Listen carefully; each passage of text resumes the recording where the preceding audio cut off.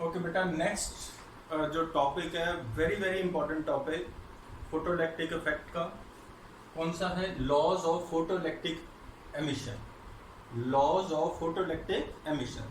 तो बेटा इससे पहले हम लोगों ने ये ग्राफ्स डिस्कस करे थे, ठीक है। Experimental study of photoelectric effect करी थी और उसमें हमने ये ग्राफ डिस्कस करे थे और ये ग्राफ बहुत बहुत ज़्यादा इंपॉर्टेंट है, ठीक है। और इन्हीं के ऊपर जो लॉज है, ठीक है, वो कैसे, जो फर्स्ट हमने स्टडी करी थी, हमने क्या स्टडी किया था कि जो इंटेंसिटी है, इंटेंसिटी बढ़ाने से photo electric current, PEC means photo electric current के ऊपर क्या इफेक्ट पड़ता है।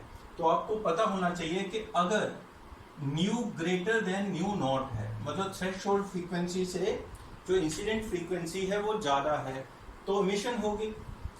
एमिशन होगी तो अगर मैं इंटेंसिटी को बढ़ाऊंगा तो फोटो इलेक्ट्रिक करंट भी क्या करता है? इंक्रीज करता है, directly proportional to intensity. Intensity को बढ़ाने का क्या तरीका बताया था बेटा कि when you bring the source of radiation closer, तो इंटेंसिटी जो होती है बेटा, intensity is inversely proportional to D square.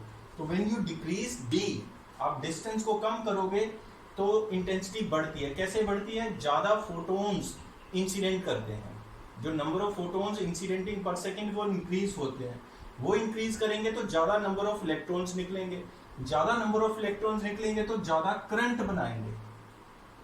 यहाँ पे आई इंटेंसिटी है, करंट नहीं है, तो PEC photo electric current is directly proportional to intensity, और इसी के ऊपर आपका फर्स्ट लॉ बनता है। अच्छा, सेकेंड क्या ग्राफ प्लॉट किया था हमने? पोटेंशियल का फोटो इलेक्ट्रिक करंट के ऊपर इफेक्ट क्या है। हमने जब पोटेंशियल को बढ़ाया तो आप, अच्छा पहले हमने क्या किया, मानो जीरो ही रखा, मतलब potential difference between the collector plate and the photo sensitive plate क्या है? जीरो। तो आप देखोगे still there is some current, ठीक है, करंट जीरो नहीं है। इसका मतलब कि जो उसमें से इलेक्ट्रॉन्स निकल रहे हैं, उन कुछ ऐसे इलेक्ट्रॉन्स हैं जिनकी बहुत सारी एनर्जी है। तो जो ये नेगेटिव प्लेट है, जो ये वाली नेगेटिव है, ये इसके विद रिस्पेक्ट टू, अगर मानो शुरू में ये जीरो भी होता तब भी इसके पास ये इलेक्ट्रॉन्स क्या कर रहे थे? वो पहुंच रहे थे, क्लियर, इसको स्ट्राइक कर रहे थे और करंट बना रहे थे। अब इसको मैंने क्या कर दिया? पॉजिटिव कर दिया। ये इस तरफ क्या है बेटा? पॉजिटिव। जब पॉजिटिव किया तो आपने क्या देखा कि करंट बढ़ रहा है। करंट बढ़ रहा है तो इसका मतलब एक जगह पे जाके ये क्या कर गया? सैचुरेट कर गया। सैचुरेशन करंट का क्या मीनिंग है? सैचुरेशन का मतलब है कि इस स्टेज पे क्या हुआ, जितने भी इलेक्ट्रॉन्स एमिट हो रहे हैं वो सारे के सारे कलेक्टर प्लेट के ऊपर पहुंच रहे हैं और वो सारे करंट बना रहे हैं। उसके बाद अगर मैं V को बढ़ाऊं भी तो वो ऑलरेडी सारे पहुंच रहे हैं, तो इसका मतलब कोई भी एक्स्ट्रा इलेक्ट्रॉन जब तक पैदा नहीं होगा वो वहां तक पहुंचेगा नहीं। तभी हमने इसको क्या, कौन सा करंट बोला बेटा?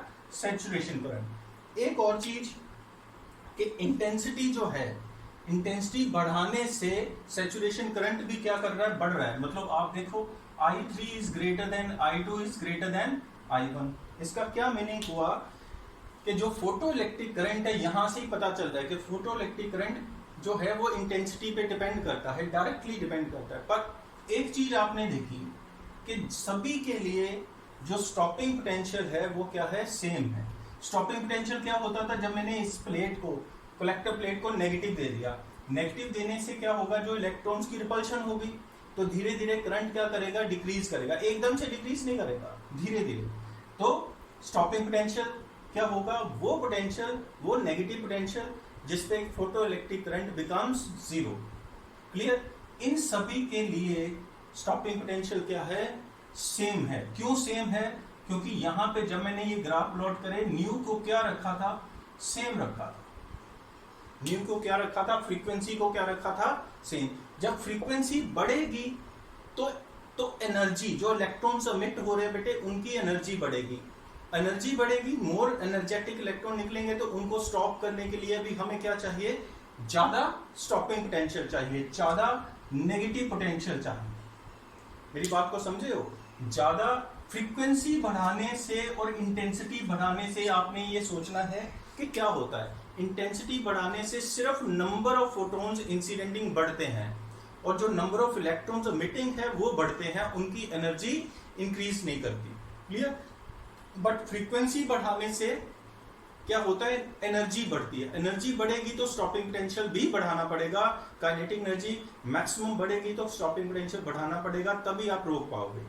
तो यहां पे क्या साबित होता है कि स्टॉपिंग पोटेंशियल इंटेंसिटी पे डिपेंडेंट नहीं है। क्लियर। अगला ग्राफ अगर आप ध्यान से देखो तो यहां पे क्या है, यहां पे हमने क्या रखा, इंटेंसिटी सेम रखी और फ्रीक्वेंसी को चेंज किया।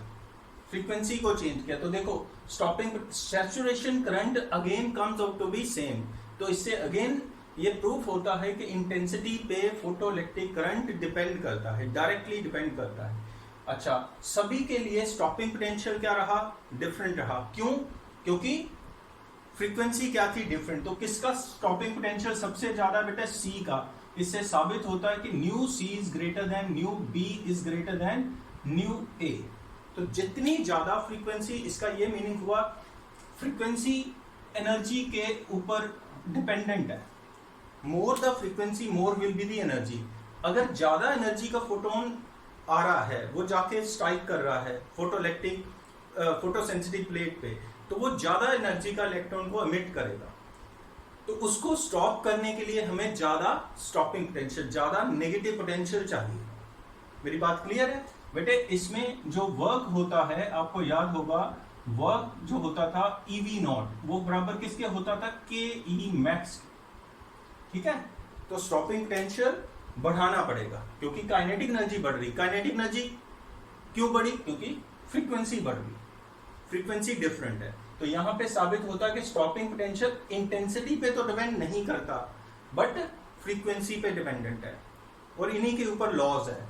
आगे देखो, यहां पे एक और चीज साबित होती है। ये हमने ग्राफ प्लॉट किया है स्टॉपिंग पोटेंशियल और फ्रीक्वेंसी। तो ये साबित करता है कि as frequency increases we have to increase the stopping potential. Clear? तो ये डायरेक्टली है, बट यहां पे देखो, यहां पे स्टॉपिंग पोटेंशियल 0 है। ऐसा क्यों? क्योंकि यहां पे अभी यहां पे new is less than new not. मतलब क्या है, जो इंसिडेंट रेडिएशन आ रही है उनकी फ्रीक्वेंसी थ्रेशोल्ड फ्रीक्वेंसी से कम है। तो अगर थ्रेशोल्ड फ्रीक्वेंसी से कम है तो कोई इलेक्ट्रॉन इमिट नहीं होगा।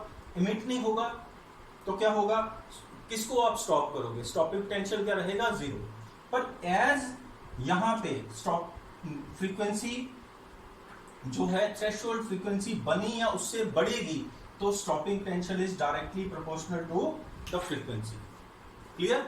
अगर स्टॉपिंग पोटेंशियल डायरेक्टली है तो काइनेटिक एनर्जी भी क्या है, डायरेक्टली प्रोपोर्शनल है फ्रीक्वेंसी के, प्रोवाइडेड कि न्यू क्या होना चाहिए, ग्रेटर देन न्यू नॉट। यहां पे न्यू क्या थी, लेस देन न्यू नॉट। तो अभी अगर फ्रीक्वेंसी जो है इंसिडेंट रेडिएशन की थ्रेशोल्ड फ्रीक्वेंसी से कम है तो there will be no emission. अगर एमिशन नहीं होगी तो काइनेटिक एनर्जी इलेक्ट्रॉन की इमिटेड की वो आएगी कहां से?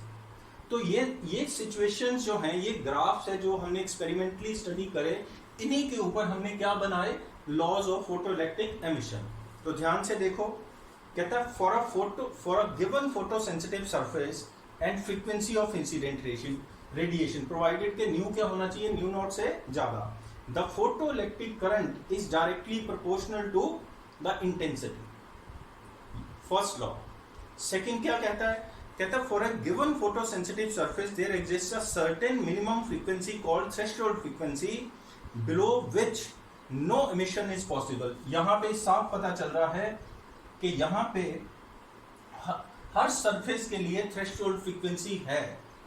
थ्रेशोल्ड फ्रीक्वेंसी क्या होती है कि certain value of minimum frequency her metal surface के लिए, कि उससे ऊपर अगर इंसिडेंट रेडिएशन की फ्रीक्वेंसी होगी तो एमिशन होगी, उससे बिलो पे कोई एमिशन नहीं होगी। Clear? Next, above threshold frequency, देखो above threshold frequency kinetic energy of emitted electron is directly proportional to frequency. ये शो कर रहा है कि के मैक्स किसके डायरेक्टली बेटे, प्रोवाइडेड न्यू क्या होना चाहिए, ग्रेटर देन न्यू नॉट, तब क्या होगा, के max directly proportional to nu होगा। ठीक है, ये थर्ड लॉ हो गया। Directly proportional to frequency of incident radiation but is independent of intensity.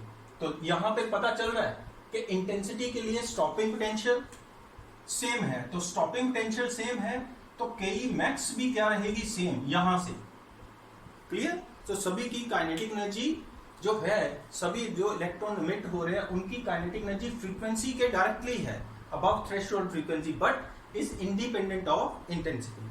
And the last law क्या कहता है, ये आपने डायरेक्टली हमें याद रखना पड़ेगा कि photoelectric emission is an instantaneous process. Instantaneous का मतलब होता है उसी समय होने वाला, प्रोवाइडेड कि जो फ्रीक्वेंसी है बेटा वो क्या होनी चाहिए, थ्रेशोल्ड फ्रीक्वेंसी से ज्यादा। As the frequency of incident radiation increases the threshold frequency, emission immediate will stop. तो आप देखो क्या लिखा हुआ, the time lag between incident and emission is very very small, which is nearly 1 nanosecond, 10⁻⁹ second. Clear? तो ये चार ला है बेटे, वेरी वेरी इंपॉर्टेंट। इसमें एक चीज मैंने ये बतानी है, ये कहां से आया, ये कैसे लिखा है, ये y इंटरसेप्ट है बेटा, ये भी y इंटरसेप्ट है, ये कहां से लिखा, ये नेक्स्ट टॉपिक में जब इक्वेशन ड्राइव करेंगे तब पता चलेगा। ठीक है, थैंक यू।